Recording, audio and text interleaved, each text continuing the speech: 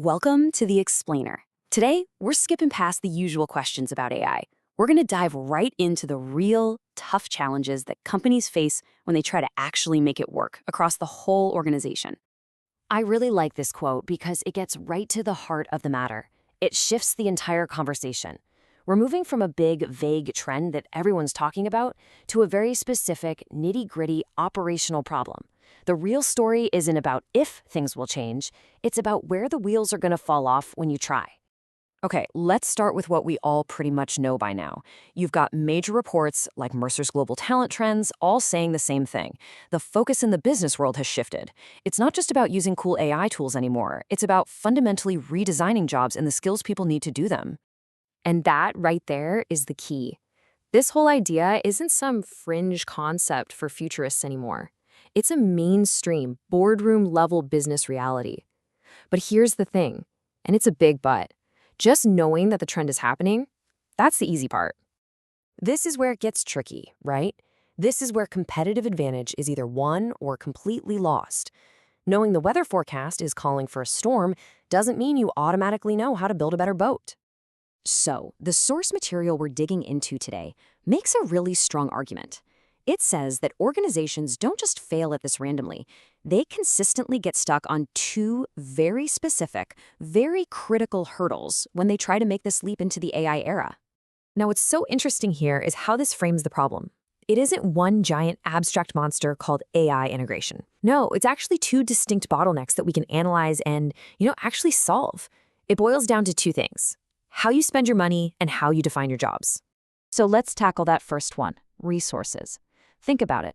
For decades, forever really, business strategy has been translated into one thing: headcount. You've got a goal, so you figure out how many people you need to hire to get it done. Simple. This slide just lays out the shift so clearly. The old way was linear. Strategy tells you the tasks, and the tasks tell you how many people to hire. But the new operating system for business, it needs a kind of dual budget logic. The question is no longer just how many people, it's what's the smartest, most effective mix of human talent and pure compute power. So, how does this actually play out in the real world? This isn't just a theory. Let's look at the actual data from a market expansion project that put this new dual budget logic into practice. The results are, well, they're just staggering. I mean, look at this. The human plus compute model didn't just save a little money, it cut the budget by nearly 30%. It got the project done a quarter faster. And this is the amazing part, it increased the expected output by 50%. All of that means the ROI more than doubled.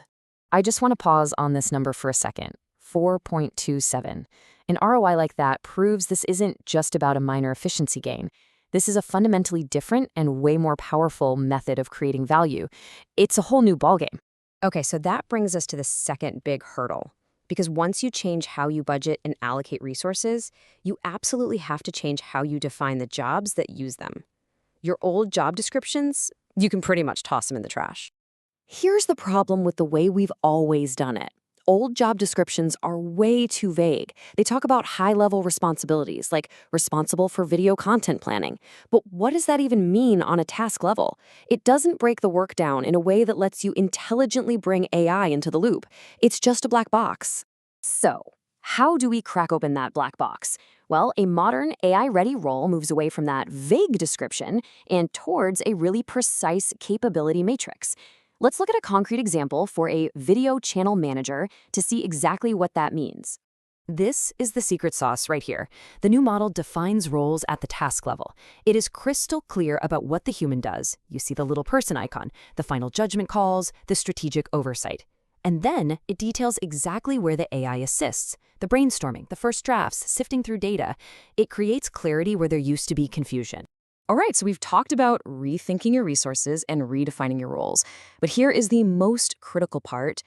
These aren't two separate problems for the strategy team and the HR team to go solve in their own little silos. They are two links in a single, deeply interconnected chain. And this right here, this is the aha moment. When you connect all the dots, you see it. We're not just talking about tweaking a few things here and there. We're talking about building an entirely new organizational operating system, one that creates a direct line of sight from high-level strategy all the way down to on-the-ground skills and budgets. So that's what we mean by an organizational operating system. It's the whole integrated system that translates your big picture strategy into a nuts and bolts system of resources, roles, and skills, all designed from the ground up for people and AI to collaborate effectively. The real competitive advantage doesn't come from knowing the trend. It comes from being the first to actually build this. And really, that's the ultimate question, isn't it? That's the takeaway. The future gap won't be between the companies that knew work was being redesigned. It'll be between the ones who just kept discussing the trend and the ones who did the hard, messy work of actually building this new system into their organization's DNA.